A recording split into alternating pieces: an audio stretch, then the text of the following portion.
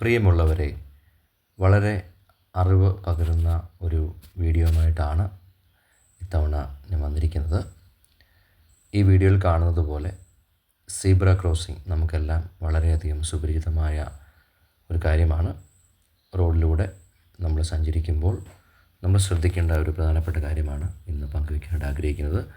Zebra crossing ആൾക്കാർ, കാൽനട യാത്രക്കാർ രണ്ട് വശത്തോട്ടും ക്രോസ് ചെയ്യാനായിട്ട്, മറികടക്കാനായിട്ട് നിൽക്കുമ്പോൾ വാഹനം ഓടിച്ചു വരുന്ന നമ്മൾ എവിടെ നിർത്തണം എന്നുള്ള കാര്യമാണ് പറയാനായിട്ട് പോകുന്നത്.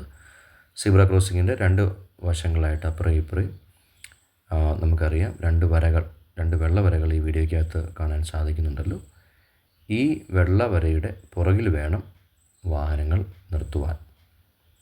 ദൂരമേന്ന് കണ്ട് മനസ്സിലാക്കിയതിന് ശേഷം, കാരണം നമുക്ക് റോഡിൽ നിയമങ്ങൾ, ദിശാസൂചികൾ നമുക്ക് കാണാനായിട്ട് സാധിക്കും.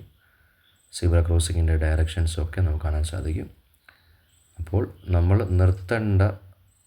വാഹനം നിർത്തേണ്ട സ്ഥലമാണ് ആ രണ്ട് വര വരച്ചിരിക്കുന്ന, വെള്ളവര വരച്ചിരിക്കുന്നതിൻ്റെ പുറകിൽ വേണം നമ്മുടെ വാഹനം നിർത്തി കാൽനട യാത്രക്കാർ അങ്ങോട്ടും ഇങ്ങോട്ടും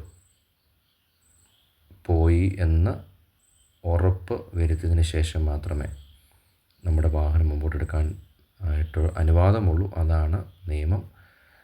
നിർഭാഗ്യവശാൽ പലപ്പോഴും നമ്മൾ ഇത് പാലിക്കാറില്ല.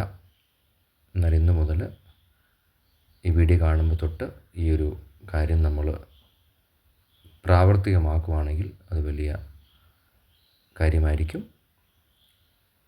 തുടർന്ന് 2 ക്ലിപ്സ് കൊടുത്തിട്ടുണ്ട്. അതിനകത്ത് ഇങ്ങനെയാണ് വണ്ടി നിർത്തേണ്ടതെന്ന് സൂചിപ്പിക്കുന്നു.